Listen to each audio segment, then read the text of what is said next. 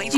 Oke guys ya, ini Indonesia Menempatkan 1,8 detik mobilnya lagi tadi ya, itu memberikan impact yang cukup signifikan, ditambah lagi positioning growth-nya di area line out down tadi nggak bisa diragukan lagi. Ini harus mulai diperhatikan bagi Araki Hoshi tentunya dengan ada growth kembali di sisi tangan EVOS SG. Masuk ke fase ini selanjutnya masih belum terlihat jungler karena memang possibility Akai di area RQ kemungkinan akan ada dia roamer ataupun EXP, bisa jadi ada EVOS coba untuk ke arah roamernya atau junglernya lagi. Jungler sih. Jungler Jungler ya, untuk ke jungler kemungkinan besar harus Evan yang pakai Akai. Iya, Itu bisa keluar.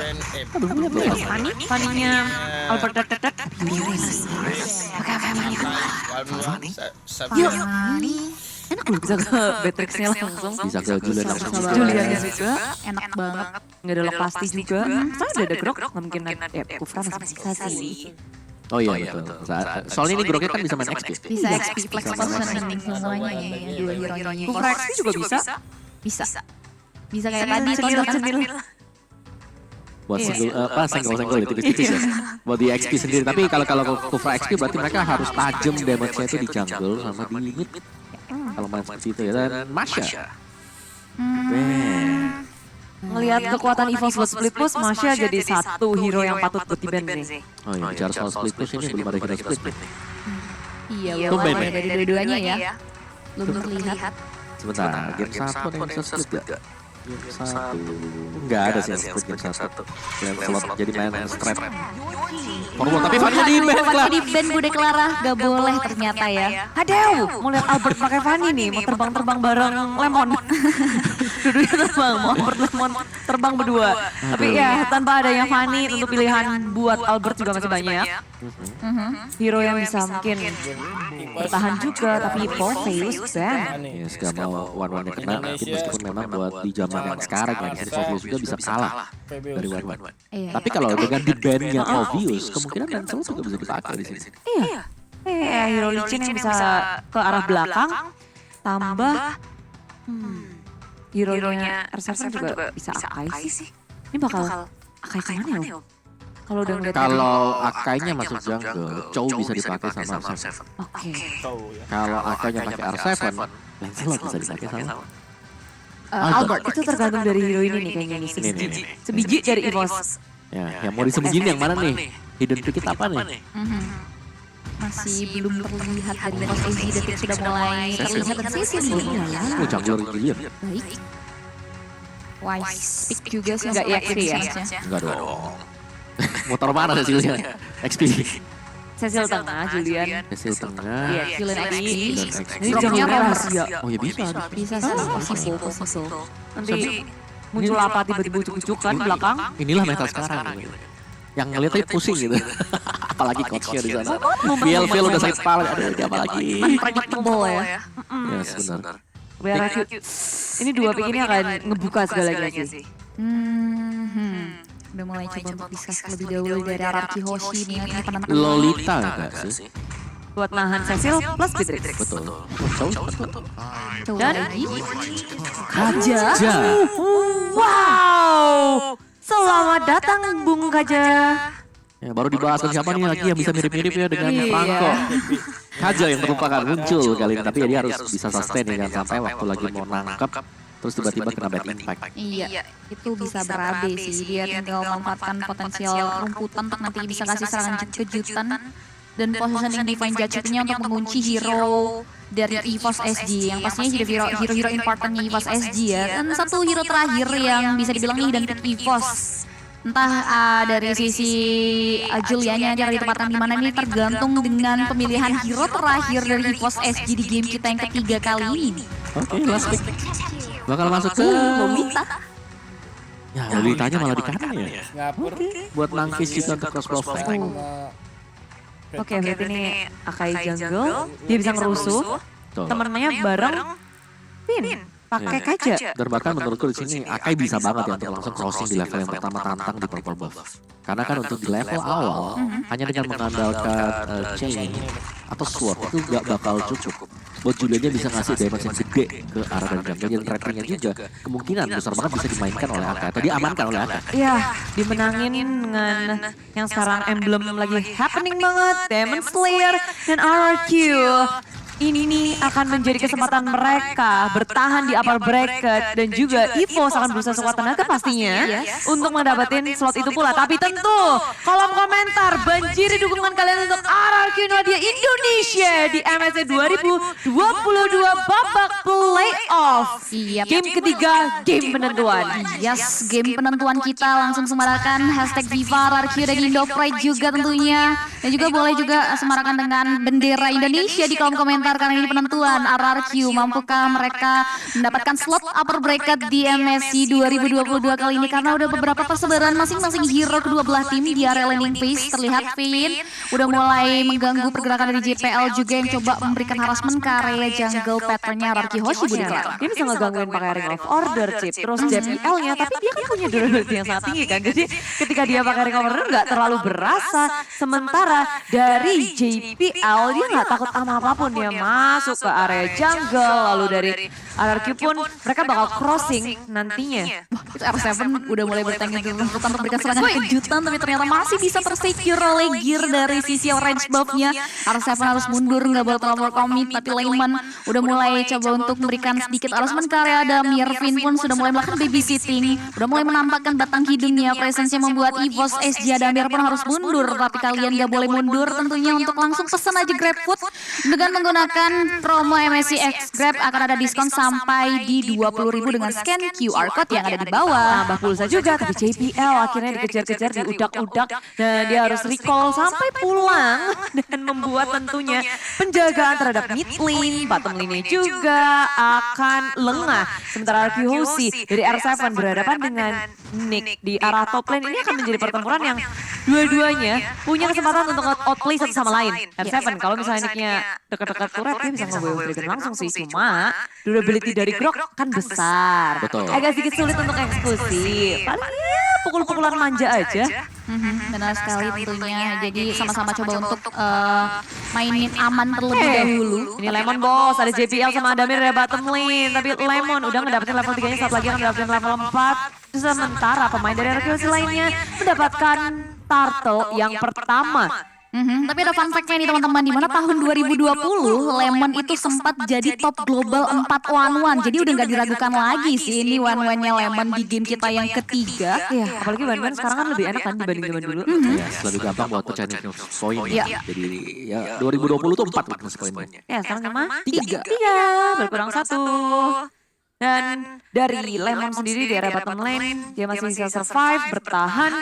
Sementara Sayla sudah membuka back fist-nya. Albert membuka dengan habis spin-nya, menguji pergerakan dari Sayla dan juga gear. Tapi damage dari RQC akhirnya masuk penuh ke arah Sayla. Flicker tak bisa menyelamatkan dirinya. Sementara Divine Judgment karena ada yang disusulkan Albert memberikan damage yang besar. Watch out dari Nick membuat RQC sedikit warak-warak, tapi Downing Light mengeksekusi Adam di belakang. R7 sebagai bayarannya begitu banyak pertolongan parahan darah di arah River. 2 untuk 1. Dari mana RRQ Hoshi juga nggak mau terlalu overcommit. Dia coba untuk reset mundur lagi. Dan kita bisa lihat juga di mana Turtle yang tersecure oleh RRQ Hoshi membuat RRQ Hoshi berhasil mendapatkan advantage ya Mo. Ya sini pertukaran yang mungkin memang 2-1, tapi Dua-dua sih. Dua-dua ya, tapi dari sisi golnya masih tetap lah buat RQC, mereka leading juga. Dan kalian bisa lihat sendiri untuk talentnya sendiri sekarang. Di mana Witness Finder dipakai oleh Lemon. Tapi heavy spin dikeluarkan Adamir menjadi sasaran utama bagi pemain RQC. Semuanya bergerak area bottom lane dan akan semakin sulit untuk Adamir farming 2 kali tumbang. Hidup dia akan sengsara di game ketiga untuk early gamenya. Untuk early benar ya. Karena 2 kali ke pick off juga. Dari talentnya bahkan berbeda ya. Kita lihat ada Witness Finder, ada FX Slow, sedangkan dari Adamir sendiri dia punya tambahan 15% nanti untuk equip damage-nya sendiri. Dan talent pemilihannya juga agak beda sih, karena mana Lemon lebih memilih untuk memainkan attack speed. Sedangkan tadi memang untuk Adamir di sini yang harus dimaksimalkan adalah potensi dengan menggunakan movement speed. Movement speed-nya. Oke. Turtle yang kedua udah mulai hadir di line of Dawn sudah disambut dengan hangat oleh kedua belah tim. Mereka sudah mulai melakukan encounter di area objektif tersebut, di mana EVOS dari SG udah mulai coba untuk menarik Turtle ke daerah teritorial yang dia miliki. Udah ada satu buah efek surprise yang diberikan oleh seorang Finn membuat EVOS SG langsung reset dari segi Turtle-nya. Ada efek immobilize juga dari Mystic Stalk yang dikeluarkan oleh seorang Clay, membuat EVOS SG masih belum mau terlalu overcommit juga, tapi Turtle justru udah mulai dipoking oleh kawan-kawan dari Araki Hoshi, dan bahkan efek immobilize yang dikeluarkan oleh EVOS SG pun membuat mereka tidak berhasil untuk menggutkan satu objektif Turtle. Bahkan kita bisa lihat di RRQ Hoshi sudah mulai kembali maju ke depan, damage-nya udah mulai memasuki ke tubuh dari EVOS SG, tapi masih bisa ditahan, dan justru R7 harus tumbang. Finn masih bisa selamat dari cengkeraman maut EVOS SG, tapi Lemon terlihat memanfaatkan keadaan untuk langsung melakukan plating terhadap turret yang ada di area bawah, Budi Clara. Wow, kepikiran loh jadi perfect setup dari tim Araki Hoshi, tapi rupanya tidak. Respon yang sangat cepat dari EVOS SG dengan flicker yang mereka miliki berhasil untuk kabur ke area belakang Albert. Satu heavy spin yang dikeluarin itu kunci banyak banget, karena bertepat dari daerah tengah-tengah banyak banget tembok yang bisa untuk dimaksimalkan, tapi sayangnya damage-nya belum cukup. Oh ya, dan itulah pastinya ketika Akai menjadi jungler ini masih harus berharap juga dari rekan-rekannya bisa melakukan follow up damage, sehingga gak sia-sia ketika sedang melakukan heavy spin.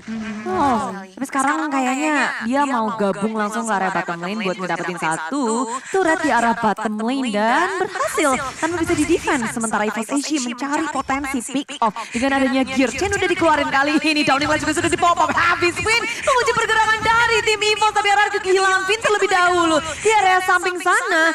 RRQ gagal untuk mendapatkan pick off yang mereka buka. Finn harus tumbang, tapi kompensasi dengan sangat konstan. R7 berhasil memanfaatkan kekosongan. Nick terlihat terlambat untuk melakukan defense karena R7 fokus untuk langsung menumbangkan struktur bangunan top lane tangan dari EVOS SG. Cuan berhasil diamankan oleh RRQ Hoshi, tapi EVOS SG tidak mau tinggal diam, di mana dia udah mulai memanage wave minute, tapi Albert juga nggak mau memberikan space untuk EVOS SG bisa menumbangkan satu objektif turret yang ia miliki. Iya. Mereka udah kehilangan dua tanpa mereka sadari gitu. Kayak mereka sibuk untuk berkutat dalam peperangan. Sampai nggak ada yang bisa untuk defense. Kehilangan turret itu bayarannya lebih mahal dibandingkan kehilangan hero. Betul. Nggak bisa itu turret tiba-tiba didoain muncul lagi. Emang Popol lupa. Bisa respawn ya, dan ya ini memang objektif play yang lagi dimainkan oleh Araki Hoshi. Mereka dapetin atasnya. Wow, dan bahkan Divine Judgment-nya pun make up play, di mana satu hero berhasil ditarik tapi masih belum bisa dimanfaatkan. Namun dua Dragon selain dibuka begitu saja langsung Seven. Albert pun langsung menjepit karya satu hero, tapi masih belum ada follow damage yang signifikan membuat RRQ Hoshi masih belum bisa menumbangkan korban jiwa dari EVOS SG di peperangan yang terjadi di mid kita yang ketujuh, Bude Clara. Yes, itu perfect setup dari RRQ Hoshi. Heavy spin segala macam dikeluarkan, tapi lagi dan lagi belum bisa untuk menutup, nggak bisa eksekusi dengan setup yang ada. Tapi menurutku itu eksekusi nggak perlu di setup juga, nggak perlu di clearing juga apa-apa, karena RRQ Hoshi mereka berfokus kepada hal lain, nge-push laningnya. Sementara dari EVOS mereka mencoba untuk melawan pergerakan, bergerak ke area top lane, tapi R7 yang menjadi sasaran mereka. Belum connect, tapi ada chain yang masuk ke dalam diri R7. Dominant Blast setup, mengunci pergerakan dari R7. Pergerakan dari R7 pun akhirnya dikunci lagi oleh chain milik Gear. 3 member ngegerebek area top lane. Ter-airborne, udah nggak bisa lagi menahan damage, membuat dia harus tumbang. Bisul dengan ada satu objektif turret yang hilang. Ya sih, ini niat banget sebenarnya. Kalau kita lihat kalkulasi dari EVOS SG, mereka berani untuk naik ke atas karena mereka sekalian mereka harus mencabut satu buat turret yang ada di atas. Bayarannya tengok om di area bottom lane CP. RQ Hoshi ngedapetin satu turret tambahan lagi. Tier yang kedua berhasil dirontokin. Yes. Dan juga ada Corrosion Sight bersama dengan Demon Hunter Sword untuk Lemon. Sedangkan tandeman dia pasti ada Adamir yang baru saja dia punya BOD sih, masih belum ada lagi Hunter Strike-nya. Mungkin sedang menuju ke sana, jadi biar ada penetration, dan itu dia Hunter Strike sudah diamankan oleh Adamir, dan macam bakal jauh lebih sakit lagi. Sekarang dari sisi goldnya nggak jauh beda. Divine Judgment-nya surprise attack yang diberikan oleh Araki Hoshi bisa langsung menumbangkan karya seorang Sayla di area mid lane, dan masih mau lebih. Finn tergenci dengan ada satu power charge, langsung di follow dengan power of nature juga membuat Finn pun langsung tumbang di tangan anak-anak EVOS SG. Flicker udah digunakan untuk nge-setup ke arah Sayla. Sementara itu kayak dia mau buka map pun bahayanya gede banget. Dia begitu tipis tapi maju ke area depan. Gear udah kabur, Downing Light dikeluarkan, Lemon mengejar. Weakness point-nya belum pecah. Satu lagi tanpa weakness point pun dari R7 menutup Gear di area jungle. Sudah disambut di arah kiri, kanan. Gak ada tempat lagi untuk kabur dari Gear. Benar sekali, dan bahkan Turtle sudah berubah menjadi Lord. Lord pun tanpa buang-buang waktu RRQ Hoshi langsung poking. Gak adanya observasi terhadap objektif Lord tersebut buat EVOS SG harus kehilangan potensi steal terhadap Lord yang ada di area Land of Dawn.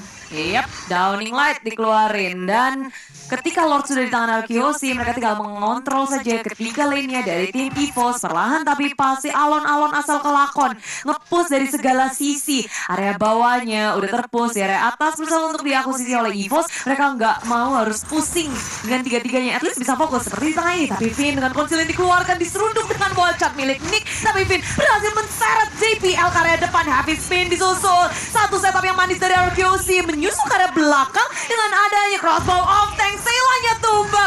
Arkeosi berhasil ngedapetin 2, tapi Lemon harus tumbang di tangan tim EVOS. Distraksi yang diberikan seorang Finn pun membuahkan hasil yang manis, walaupun Lemon harus tewas di tangan EVOS SG nih Om. Ya, sini masih pertukaran yang cukup berimbang, tapi pastinya dengan keunggulan objektif yang diamankan oleh Arkeosi. Tapi kita kembali lagi ke mode reset sebenarnya. Di mana Arkeosi meskipun mereka agak sedikit memenangkan duelnya, mereka nggak bisa lagi untuk meneruskan fight-nya karena ya mereka harus kehilangan damage mereka. Itu si Lemon tadi. Ya, apalagi yang kekunci tadi juga JPL-nya kan, bukan core-nya, bukan damage dealer-nya. Karena Adamir sama Gear positioning-nya nggak bisa untuk ditangkap oleh tim RRQ.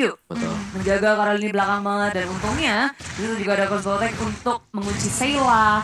Selanjutnya, ini tinggal gimana Arkeosi nggak lepas untuk memberikan pressure dengan adanya Finn Kaja.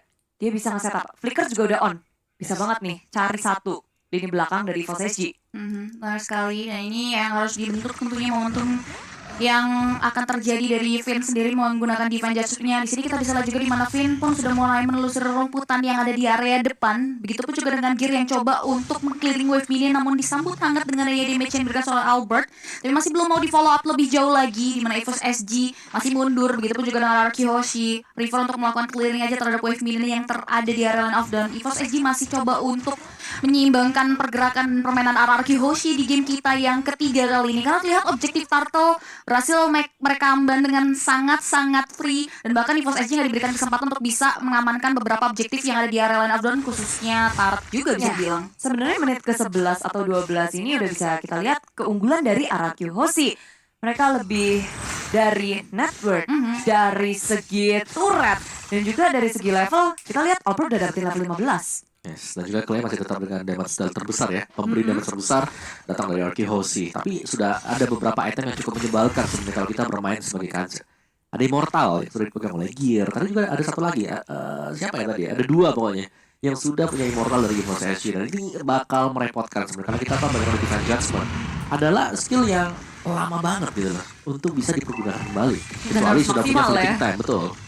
Gimana caranya satu setup Divine Judgment membuahkan hasil yang baik, entah dari lini belakangnya ataupun R7 sekarang di sisi kiri. Dia bertemu dengan 2 member The Way of Dragon ke arah Gear. Dominant Blast dibuka, R7 berhasil kabur dari EVOS SG. Banyak banget resource yang udah dikeluarin, membuat RRQ akan berani nge-engage satu ke arah lini belakangnya. Divine Judgment menuju ke arah Sayla, tapi Sayla dengan adanya satu Backfist memberikan damage besar. Lemon dalam bahaya, mencoba untuk memecahkan weakness point, dan weakness point pun belum bisa terpecah, membuat pemain dari RRQ harus mundur ke area belakang. Dengan adanya Downing Light pula, RRQ akan semakin percaya diri maju ke area depan. Chain gak bisa menghentikan pergerakan dari milik RRQ, tapi Nick tertinggal di belakang. Flicker digunakan dan masih bisa selamat semuanya. Oke, tidak ada korban jiwa dari peperangan yang terjadi, membuat EVOS SG dan juga RRQ Hoshi prefer untuk mundur kembali. Selagi Lord yang akan berjalan, EVOS SG harus mulai memikirkan cara untuk melakukan defense. Di sisi lain RRQ Hoshi pun harus memanage wave minionnya agar Lord yang mereka secure bisa memberikan dampak yang baik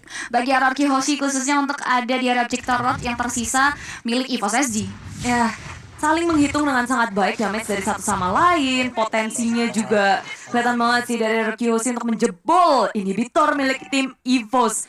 Bergerak perlahan, menghancurkan seketika dari RRQ ke arah turret, inhibitornya. Karena 3 lane udah di push secara bersamaan. Ini kita bisa lihat ya di mana Alarki Hoshi sekali dayung 2-3 pulau terlampaui. Lord pun udah mulai masuk ke area ini. Bitter Turret yang ada di area bawah udah mulai coba untuk di defense dan ternyata dipecahkan begitu saja. Wave minion penunjang pergerakan mereka udah mulai masuk, tapi Alarki Hoshi kembali nggak mau greedy. Mereka prefer mundur lagi dan bahkan mereka sama-sama coba untuk nungguin lagi momentumnya. Dengan adanya space ekspansi terhadap jalur yang dimiliki, Alarki Hoshi pun nggak mau kelewatan untuk melakukan eksploitasi terhadap jungle pattern yang dimiliki oleh seorang Gear.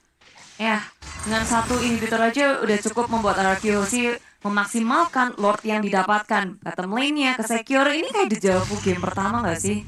Jebol satu di area bawah. Satu ya, tapi ya. Terus nahan lagi, balik lagi. Tapi dari Evo Sensi mereka punya power kan sekarang. Mereka punya Cecilian, benar. Sela yang selalu menjadi inceran tapi selalu bisa kabur juga tadi. Ya. Dari Selanya sendiri. Jadi semakin late game sebenarnya ya Evo Sensi mereka masih nyaman-nyaman aja ya. Apalagi kalau dari minionnya di push terus dengan Arceus ini berarti bahwa mereka selalu nambah. Ya, sebenarnya FSG mereka mau mengepung Arceus, Sangwin kalau di pop up, begitu pula dengan Batfist. Tapi Nick dengan baca yang sudah dibuka, Lemon dalam bahaya menjadi sasaran utama. Numenon Blast di cancel dengan Albert yang ada habis spin. Tapi Sangwin kalau di area belakang, Bad Impact terus menerus disapu. Finn masih sangat kokoh di area depan, Immortality masih ada. Tapi Gear nggak bisa bertahan lebih lama lagi. Kehilangan satu member mode, EVOS SG pincang dan memilih untuk mundur dan downing light dari Clay langsung ke relung kalbu dari EVOS SG. EVOS SG dalam masalah besar karena LQ. Mereka akan langsung nge-push juga, mengontrol landingnya lagi dan mengakuisisi Lord dengan mudah. Wah itu on point banget dong nih like-nya. Wah. Ya, itu hilang dua juga sih dari Evo Sensi. Mereka harus kehilangan Gear. Karena Gear di sini kan ya Retribution. Iya. Ini otomatis akan menjadi Lord Mahal. auto ya buat Arceus. Free lagi sih. Ini free Lord banget. Reload banget untuk RRQ Hoshi dan EVOS SG. Mampukah mereka untuk langsung bisa mempertahankan high grounds yang mereka miliki? Ingat ini Lord di menit 16, Lord ter-evolve yang akan masuk ke area base turret mereka. Mereka harus sebisa mungkin mempersiapkan high ground defense terhadap base turretnya. Di sisi lain kita bisa lihat juga di mana dari Albertnya pun coba untuk buying time terlebih dahulu, memanage wave minion yang nantinya akan masuk ke area base turret dari EVOS SG. Mereka nggak mau buang-buang waktu tentunya. Di area bottom lane pun R7 sudah mulai meng-clearing wave minion yang ia miliki. Begitupun juga dengan Albert yang di area top lane, karena memang satu objektif turret lagi dari EVOS SG masih cukup bisa berdiri dengan kokoh di area sana, Budi Clara. Yes, tapi maju ke area depan, Albert membuka dan memicu peperangan kayaknya karena EVOS SG mereka berada dalam defense mode dengan adanya satu downing light menyapu bersih EVOS SG. Damage yang sangat besar dengan Hafiz dan mengunci dua member dari EVOS SG. RRQ Hoshi mereka akan mengeksekusi langsung menuju dalam di belakang. Gear dalam bahaya, begitu pula dengan JPL yang harus tumbang 3 lawan 5. Arceus masih sangat kokoh di area belakang sana. The Wave Dragon mengunci Sayla, tapi Sayla masih bisa bertahan sementara base dari EVOS SG akan menjadi sasaran bagi RRQ Hoshi dan inilah dia kemenangan untuk RRQ Hoshi dan menetapkan diri di upper bracket. Wordplay game RRQ Hoshi tentunya ya, finally berhasil memenangkan pertandingannya dan bahkan terlihat sangat konsisten untuk memegang kendali pertandingan yang ada di area Land of Dawn dan sebisa mungkin gak memberikan celah